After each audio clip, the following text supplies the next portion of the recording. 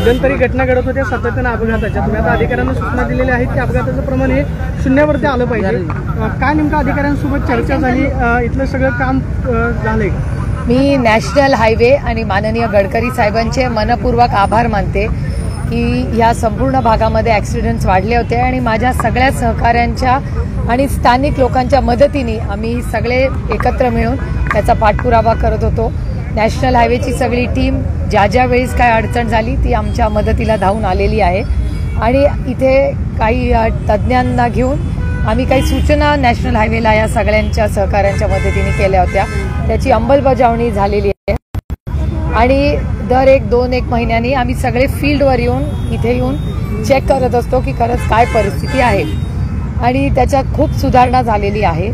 आणि 15 दिवसापूर्वी मी माननीय गडकरी साहेबांना, मी सचिन दोडके आणि काही आमचे सहकारी भेटून आलो आणि आमचा प्रयत्न आहे की इथे 0 ॲक्सिडेंट झोन हा झाला पाहिजे. त्याच्यासाठी त्यांनी एक वेगळी कमिटी ही आता ते गठीत केलेली आहे, ती एक मदत. आणि ह्या भागात जी प्रलंबित कामं आहेत, म्हणजे ह्या भागाचा हा रस्ता पूर्ण झाला असला तरी पुन्हा म्युन्सिपल कॉर्पोरेशनच्या माध्यमातून इथले सर्व्हिस रोड झालेले नाहीत, हा पहिला मुद्दा. दुसरा, जेव्हा तुम्ही इथून मुंबईच्या दिशेने किंवा हिंजवडीच्या दिशेने जातात, वारज्याच्या आणि इथे मध्ये अनेक असे भाग आहेत जिथे 6 लेन हायवेचं काम अपूर्ण आहे. त्याच्यामुळे तिथे प्रचंड ट्रॅफिक आणि नागरिकांची खूप गैरसोय होते. तसंच कात्रज चौकातून खडी मशीन चौकात जिथे जातो तिथेही प्रचंड अडचणी येत आहेत, कारण का ते काम वेळेवर पूर्ण नाही आहे. तिथे काही ॲक्विजिशनचे इश्यूज आहेत. त्यामुळे सातत्याने 1.5-2 महिन्यांनी मॅक्सिमम आम्ही या सगळ्याचा रिव्ह्यू घेतो. नॅशनल हायवे, पुन्हा म्युन्सिपल कॉर्पोरेशन, कलेक्टर ऑफिस यांच्याकडे आमचा पाठपुरावा चालू असतो आणि माझा प्रयत्न आहे की आपल्या संपूर्ण भागामध्ये 0 ॲक्सिडेंट झोन करण्यासाठी जे काय करायला लागेल त्याच्यासाठी आम्ही सगळे प्रयत्नशील आहोत. काही काल तुम्ही म्हणालात की राष्ट्रवादीमध्ये फूट नाही पडली. आज एक अजून 2 मुद्दे की त्या तिथून वारज्याला जात असताना 36 कोटी रुपयाचा निधी गडकरी साहेबांनी स्पेशली त्या अपूर्ण कामांसाठी दिलेला आहे वारजे वडगावला, तो एक.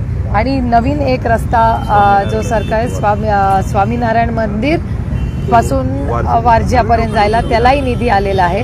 त्यामुळे खूप मोठे रस्ते इथे केंद्र सरकारचा जो पाठपुरावा झाला त्याच्यामुळे पुन्हा एकदा 3000 कोटी रुपयाचा एक मोठा रस्ताही इथे होते. त्याच्यामुळे मी माननीय गडकरी साहेबांचे जाहीरपणे मनपूर्वक आभार मानते. एलिव्हेटेड रस्ता करेक्ट. राष्ट्रवादीमध्ये फूट नाही असं तुम्ही काल म्हणाला होतात. आज शरद पवार आधी सकाळी बोलताना म्हणाले की फूट नाहीये, नंतर म्हणाले की अजित पवारांना येण्यासाठी मार्ग फूट नाहीये, ही आमची स्टँड कन्सिस्टंट आहे. अजित पवारांच्या बाबतीमध्ये नेमकी काय भूमिका आहे? जे 9 लोक गेलेले आहेत, जे अक्नॉलेज झालेत असं तुम्ही म्हणताय, त्याच्या बाबतीत कंप्लेंटही झालेली आहे स्पीकरकडे, त्यांच्या बाबतीतली नेमकं राष्ट्रवादीचं, ते राष्ट्रवादीत आहेत, तुमच्या राष्ट्रवादीत आहेत, बाहेर पडलेले आहेत, नेमका स्टँड काय आहे? एकतर मी पुन्हा मला वाटतं 4थ्यांदा किंवा 5व्यांदा ही गोष्ट रिपीट करत असेल की राष्ट्रवादी काँग्रेस पक्षामध्ये कुठलीही फूट झालेली नाही. राष्ट्रवादी काँग्रेसच्या स्थापनेपासून आदरणीय पवारसाहेब त्याचे राष्ट्रीय अध्यक्ष आहेत आणि महाराष्ट्रामध्ये माननीय जयंत पाटील त्याचे महाराष्ट्राचे अध्यक्ष आहेत. हे राष्ट्रवादी काँग्रेस पक्षाची आजची पोझिशन आहे. त्याचबरोबर राष्ट्रवादी काँग्रेस पक्षाचे 9 आमदार आणि 2 खासदार यांनी एक वेगळी भूमिका मांडलेली आहे. उदाहरण तुम्हाला देते की केंद्र सरकारमध्ये मणिपूरसारखी एक भयानक घटना झाली, तिथे अनेक महिलांचे बलात्कार झाले आणि सगळ्या विरोधी पक्षांनी तिथे होणाऱ्या हिंसेच्या विरोधात नो कॉन्फिडन्स मोशन हे केंद्र सरकारच्या विरोधात आम्ही मांडलं. आणि या देशामध्ये जर कुठल्याही महिलेवर बलात्कार होणार असतील, अन्याय होणार असतील, गोळीबार होणार असेल, लोकांना औषधं मिळणार नसतील, महागाई त्या भागात मणिपूरमध्ये, देशात तर झालीच आहे, पण मणिपूरचा एक उदाहरण घेऊन ज्या पद्धतीने आमच्यातले एक खासदार आहेत त्यांनी नो कॉन्फिडन्स मोशनमध्ये ज्या बलात्कार झालेल्या महिला ज्यांच्यावर अन्याय झाला त्याच्या बाजूनी जे सरकार होतं समर्थन करणारं, त्या मुख्यमंत्र्याचं समर्थन करणारं जे सरकार होतं त्याच्या बाजूनी मतदान केलं, ज्याचा मी जाहीर निषेध करते. जे मी सातत्याने म्हणते, आमची मागणी आहे की मणिपूरच्या मुख्यमंत्र्यांनी राजीनामा दिलाच पाहिजे आणि ज्या महिलेवर आजही अनेक महिलांवर बलात्कार होत आहेत, तिथे जो अन्याय मणिपूरमध्ये होतोय, ज्याची कबुली या देशाच्या होम मिनिस्टरांनीही पार्लमेंटमध्ये केली आहे, त्याविषयी आमची प्रचंड नाराजी आहे. म्हणून आम्ही नो कॉन्फिडन्स मोशन आणला आणि त्या नो कॉन्फिडन्स मोशनमध्ये सगळ्या ऑपोजिशननी एकत्र पद्धतीने मतदान केंद्र सरकारच्या विरोधात केलं.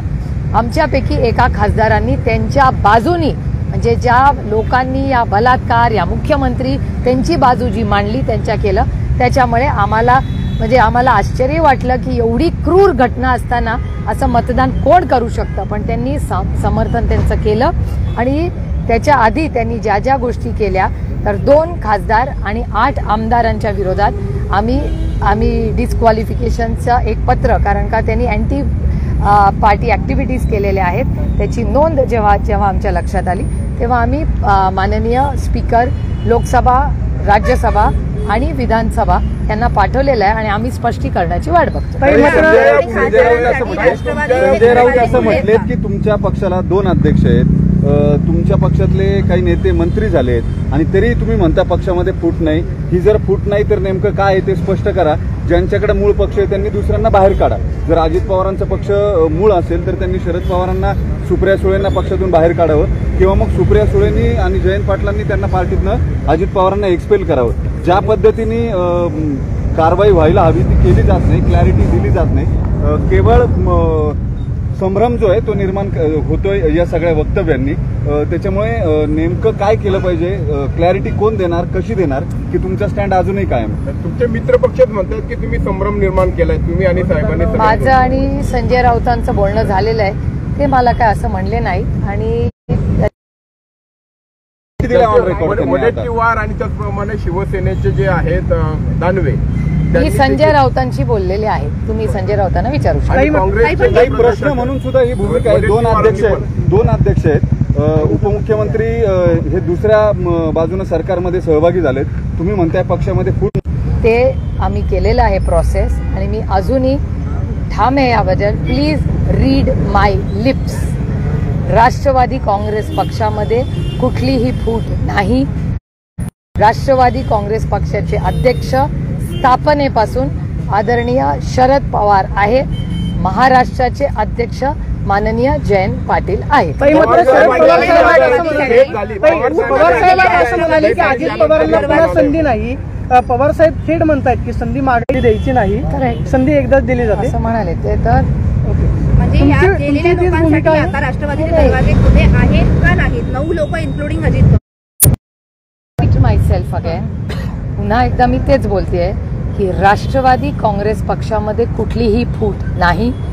राष्ट्रवादी काँग्रेस पक्षाचे देशाचे अध्यक्ष स्थापनेपासून आदरणीय पवार साहेब आहेत आणि महाराष्ट्राचे अध्यक्ष माननीय जयंत पाटील. हे फूट किंवा बंड होऊन खूप मोठा कालावधी झाला. संदर्भ असा जोडला जातोय की एका उद्योगपतीच्या घरी दादांची आणि साहेबांची भेट झाली आणि म्हणजे अर्जुन चोरडियाच म्हणताय ना, एवढं सिक्रेट काय त्याच्यात? एक तर सिक्रेट मीटिंग्स मी तरी दादाबरोबर केल्या नाहीयेत आणि मला भावाला भेटायला सिक्रेट मीटिंग करायची गरज नाही. आणि त्याच्यामुळे आम्ही पारदर्शकपणे जगतो आणि या लोकशाहीमध्ये भाषा कळत नाही की भूमिका घेतली. सर्वसामान्य कार्यकर्त्यांची हीच अपेक्षा आहे. अजित पवार राष्ट्रवादीतून बाहेर पडलेत, ते एकदा स्पष्ट सांगा किंवा ते राष्ट्रवादीमध्ये आहेत. वेगळी भूमिका याचा अजूनही संदर्भ कार्यकर्त्यांना लागत नाही किंवा सर्वसामान्य लोकांना असं तुम्हाला वाटत असेल. आमच्या पक्षाच्या सगळ्या लोकांना काय स्टँड आहे कळलेला आहे. अध्यक्षांच्या विरोधात भूमिका घेतली. तो पूर्ण इथून तुम्ही लाईन मध्ये कुणालाही विचारा, सगळ्या प्रत्येक फ्लॅट मधले फ्लॅटधारकांना त्रास होतो ना, त्याच्याबद्दल काहीतरी उपाययोजना. चालेल, मी नॅशनल हायवेला विचारते आणि काय साऊंड प्रूफला करता येईल पूर्ण इथल्या जरूर साऊंड बॅरियर करता येईल का बघते, जरूर बघते.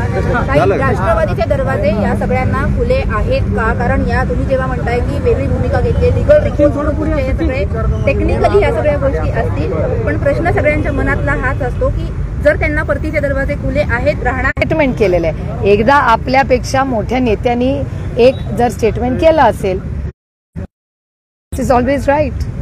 पण भाजप असं म्हणताय की आता साहेब पण एनडीएच्या वाटेवर आहे, आमच्याकडे यायला नाही. मला माननीय बावनकुळेजींचे मनपूर्वक आभार मानायचे आहेत आणि मला त्यांचं कौतुकी करायचंय. 303 खासदार त्यांच्याकडे, 200 आमदार त्यांच्याकडे. याचा अर्थ शरद पवार आणि सुप्रिया सुळेमध्ये काहीतरी खास. राज्याचे अध्यक्ष माननीय जयंत पाटील हेच तुम्हाला व्यवस्थित ते सांगतील. शिवसेनेकडनं झाल्या. Is NCP trying to avoid those in the legal battle for the future legal battle? We are following the law by the books. जे काय संविधानाच्या चौकटीतल्या ज्या गोष्टी आहेत, हा संविधानावर प्रेम करणारा, विश्वास ठेवणारा आणि त्या चौकटीत राहून राजकारणात समाजकारण करणारा पक्ष आहे. त्याच्यामुळे आम्ही त्या चौकटीतच राहून त्या नियम कायद्याप्रमाणे जे काही योग्य असेल ते पक्ष करतील. आमदार हे उपमुख्यमंत्री झालेत आणि त्यांचा उद्या नागरी सत्कार होतोय. नगरपालिका, महानगरपालिका, आता तुम्ही मला सांगा की आता इथे एक हॉल आहे वारजाला, आता तिथे कुठला कार्यक्रम आहे आम्हाला कसा माहिती असेल? तरी अजितदादांची भावी मुख्यमंत्री म्हणून बॅनर लागलेत. अनेक जण सातत्यानं सुतोवाच करतायत की अजितदादा भविष्यामध्ये मुख्यमंत्री होतील, एकनाथ शिंदेसोबत गेलेले 16 आमदार अपात्र होतील. तशी काही स्थिती वाढते किंवा अजितदादांना तसं काय बोलणं करून भाजपनं सोबत घेतलं? माहिती नाही, मला गॉसिप करायला खूप कमी वेळ मिळतो एकतर, आणि मला कांदा, टमाटा, महागाई, बेरोजगारी ही एवढी मोठी आव्हानं राज्याच्या आणि देशाच्या समोर आहेत, त्याच्यात इतकं मला व्यस्त असते मी. आणि ह्या कांद्याचा प्रश्न जो गेले 4-5 दिवस सगळीकडे आता तुम्ही बघताय, तो गेले 4 महिने मी पियुष गोयलांशी त्याच्याबद्दल बोलते. त्याच्या माध्यमातून आम्ही विकासाचं राजकारण करतोय ही भूमिका घेत आहे. एकीकडे ते विकासाचं राजकारण, दुसरीकडे तुमचं म्हणणं पॉलिसी पॅरालिसिस. नाही, माझा आरोप केंद्र आणि महाराष्ट्र सरकार पॉलिसी पॅरालिसिस आहे. Infrastructure is not policy. पॉलिसीमध्ये माणसं असतात, शेतकरी असतात, शिक्षणाची पॉलिसी असते, शेतीची पॉलिसी असते, मीडियाची पॉलिसी असते, सगळ्या इन्फ्रास्ट्रक्चरची पण पॉलिसी असते. मी पॉलिसी पॅरालिसिस म्हणते आणि मी त्या मतावर अजून ठाम आहे. त्याचं कारण त्यांचे आपापले रोल्स असतात. सातत्याने केंद्र सरकार राज्यांचे रोल्स किंवा जबाबदाऱ्या किंवा अधिकार कमी करण्याचं पाप करते आणि कोऑपरेटिव्ह फेडरलिझम हे सातत्याने राहील आणि त्याचा मान सन्मान होईल हे कैलासवासी अरुण जेटली काल तुमच्याच सगळ्या चॅनलवर मी साखरेचं ऐकलं. साखरेचं त्यातले जे अधिकारी होते ते काय म्हणाले तुमच्या सगळ्यांच्या चॅनलवर की सप्टेंबरमध्ये ते संपणार आहे आणि त्याच्या पुढचा निर्णय झालेला नाही, त्याच्यामुळे ते तिथे संपतं. याचा काय अर्थ होतो? Policy paralysis. त्यामुळे सातत्याने धोरणात्मक बदल जे होत आहेत त्याच्यात महाराष्ट्र सरकारमध्ये आणखीन एक मी तुम्हाला उदाहरण देते. पॉलिसी पॅरालिसिस तर 48 तासावरचं उदाहरण की महाराष्ट्राचे शेती मंत्री जातात दिल्लीला कॉमर्स मिनिस्ट्रीला भेटायला. ती मीटिंग चालू असताना त्याच विचाराच्या सरकारचे डेप्युटी चीफ मिनिस्टर ट्विट करतात. म्हणजे त्या मंत्र्याला माहितीच नाही की काय चाललंय, नाहीतर ते गेलेच कशाला असते कॉमर्स मिनिस्टरला भेटायला. त्याच्यानंतर हे घडलं 9 वाजता. त्याच्यानंतर माननीय मंत्री बाहेर आले, तोपर्यंत पेपर फुटला होता आणि ऑलरेडी माननीय दुसऱ्या उपमुख्यमंत्र्यांनी जपानला त्यांना माहिती कळली. पण पियुष गोयलांच्या घरात बसलेल्या बिचाऱ्या इथून मुंबईवरनं स्पेशल विमान करून गेलेल्या ह्या ॲग्रिकल्चर मिनिस्टरला या लोकांनी अंधारात ठेवलं. याचा पॉलिसी पॅरालिसिस हा खरं तर महाराष्ट्राच्या शेती मंत्र्याचा अपमान आहे. त्याच्यानंतर 3 वाजेपर्यंत काही झालं नाही.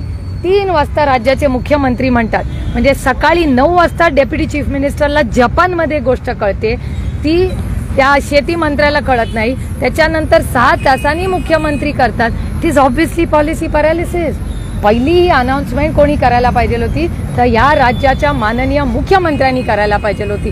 डेप्युटी मुख्यमंत्री जातात जपानला आणि तिथून करतात. म्हणजे हा महाराष्ट्राच्या म्हणजे मुख्यमंत्र्यांचाही अपमान आहे. त्यांनी तर बिचाऱ्यांनी 3 वाजता अनाउन्समेंट केली आणि 40% मुख्यमंत्र्यांपेक्षा नाही. पॉलिसी पॅरालिसिस कुणाचा कशाला मिळत नाहीये. शेती मंत्री एक करतायत, मुख्यमंत्री काहीतरी बोलतायत आणि डेप्युटी चीफ मिनिस्टर जपानमधून. This is policy paralysis. कशाचा कशाला मेळ नाहीये. आणि त्यातून माननीय देवेंद्रजींचंही मी कौतुक करते की ते बोलताना असं म्हणाले की मी अमित शहाजींशी बोललो, मी पियुष गोयलांशी बोललो. मग हे 2 रेफरन्सेस पियुष गोयलांनी आमच्या धनुभाऊला का नाही सांगितले? धनुभाऊंनी फोन करून माननीय शिंदे साहेबांना काय नाही सांगितले? दिस इज पॉलिसी पॅरालिसिस. कशाचा कशाला मिळत नाहीये. क्रेडिट दुसऱ्याला मिळू द्यायचं नाही हा भाजपचा प्रयत्न. आता शक्यता नाकारता येणार नाही. सी वोटर आणि आजतकचा सर्व्हे आलाय की महायुती आणि महाविकास आघाडीला लोकसभेमध्ये महाविकास आघाडीला जवळपास 28 जागा मिळतील आणि महायुती जे आता अजित पवार आणि एकनाथ शिंदे भाजपसोबत गेलेले आहेत त्यांना अवघ्या 20च जागा मिळतील. अजित पवारांना आणि एकनाथ शिंदेंना सोबत घेऊन किंवा राष्ट्रवादी पक्ष आणि शिवसेना फोडून सुद्धा भाजप त्यांच्या अंतिम ध्येयापर्यंत पोहोचू शकत नाही असं वाटतंय. याबद्दल नेमका तुमचा सर्व्हे काय आहे किंवा त्या सर्व्हेवरती? नाही, म्हणजे आता तर सर्व्हे आलेला आहे तो आणि सर्व्हे महाराष्ट्रात आमच्यासाठी अर्थातच अनुकूल आहे. आणि कदाचित अशी भूमिका असेल की महाराष्ट्रात साधारणपणे मराठी माणसांना हे पक्ष फोडणे आणि ज्या पद्धतीने त्यांनी ज्या एजन्सीजचा वापर करतं आणि हे तुम्ही बघता data speaks for it self या संपूर्ण देशामध्ये तुमच्याच सगळ्यांच्या चॅनलवर मी पाहिलेलं आहे की 90-95% एजन्सीजच्या ज्या केसेस आहेत त्या विरोधी पक्षावर आहेत. त्याच्यामुळे सातत्याने एजन्सीजचा वापर करून दडपशाही करून हे जे कार्यक्रम हा भारतीय जनता पक्षाने केंद्र सरकारमध्ये केलेला आहे त्याचे पडसाद असू शकतात. थँक्यू. थँक्यू.